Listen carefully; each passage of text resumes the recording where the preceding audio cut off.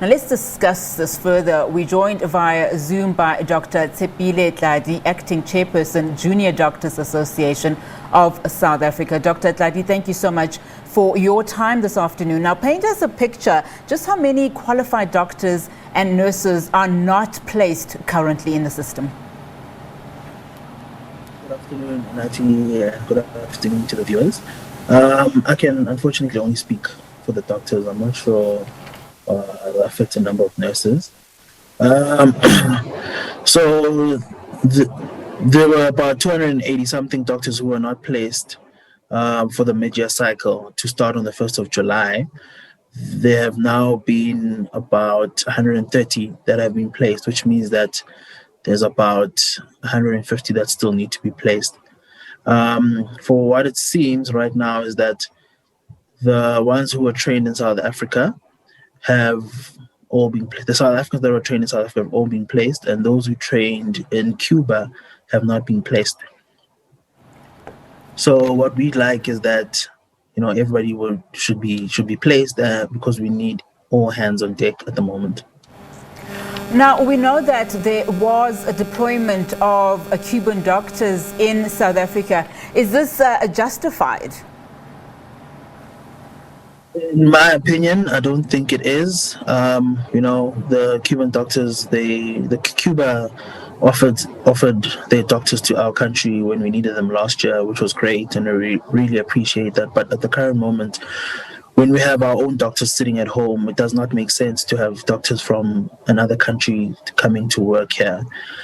So we feel that those funds that have been used to sponsor the Cuban Medical Brigade should be used to sponsor our junior doctors so that they can firstly work and help during the pandemic, and also so that they can also be able to sustain themselves.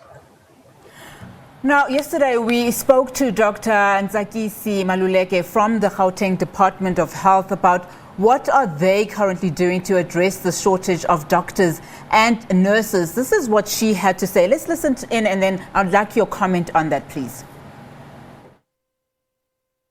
To all the health personnel who are sitting at home, unemployed at the moment, we have been on a recruitment drive across the province. First phase of our recruitment drive has been in our new structures, that of Bronkhorstspruit and in Carltonville at Anglo Gold Ashanti, and also for the ABTs at Chris Hanibara, Jubilee, and Dr. George Mukari, in order to ensure that we increase bed capacity in those structures. 477 posts were availed for those particular structures, and the facilities have been having walk-ins. They've also been having recruitments from CVs that have been on file, as well as from previous post advertisements for posts. So we have been recruiting, and to anyone who is sitting at home, we definitely need your assistance, especially in those facilities. And for the other facilities across the province, we are now in discussion with the various CEOs to avail additional human resource. And I'm sure that those nurses who are sitting at home, not working currently, will avail themselves either through the nursing agencies or as recruitments through this process to be able to assist us in the fight against COVID. Now, Dr. Tlali, obviously this relates to the Gauteng province, but have you engaged with the department about this? Are you aware of this recruitment process that is currently taking place? Well, yes, we've heard some murmurs about the recruitment coming from Gauteng. However, it does not necessarily pertain to interns and community service doctors, simply because that process is governed by the National Department of Health and not the Provincial Department of Health. But that being said, it is very encouraging because there are people who have completed their internship and their community service who are still struggling to get jobs. So at least that helps with another problem that we're facing.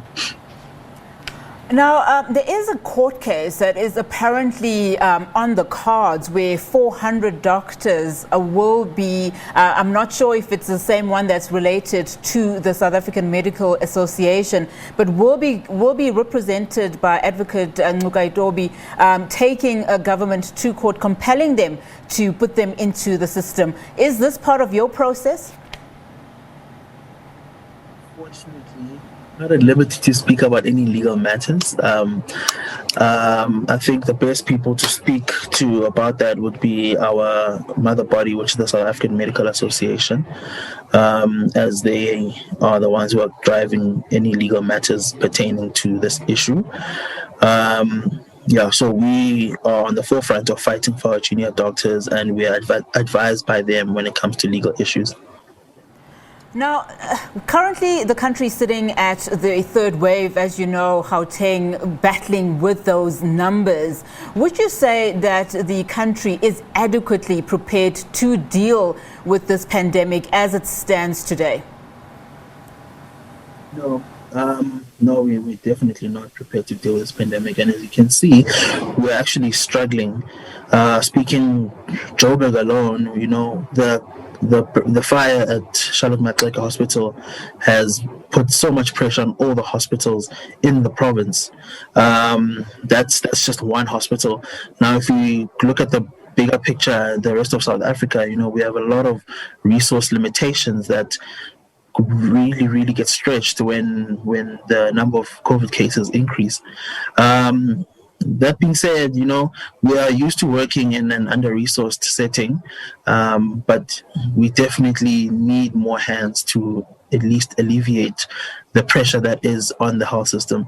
As we know that many healthcare workers currently, especially during the main waves that we've had during COVID, they suffer very much from mental health issues, that being burnout, depression, anxiety, and those perpetuate the problem because it means that less people come to work or people are not as sharp when it comes to treating patients. Now, just going back to this particular case as it pertains to these newly qualified professionals, these doctors, you mentioned just, the state of mind of most professionals at this stage. Talk to me about what ordinarily happens when you've just qualified and then you have to work for government hospital or even go to private practice. What ordinarily would be the case in terms of newly qualified doctors? So when you complete your undergraduate studies, what follows is a 2-year internship program, which is at a HPCSA accredited hospital. Thereafter, you do 1 year of community service. After completing your community service, you then will be accredited, or you'll be known as an independent medical practitioner, or you'll be signed off as that by the HPCSA, whereas thereafter you can then choose where you want to work, be it private or public, or open your own private practice.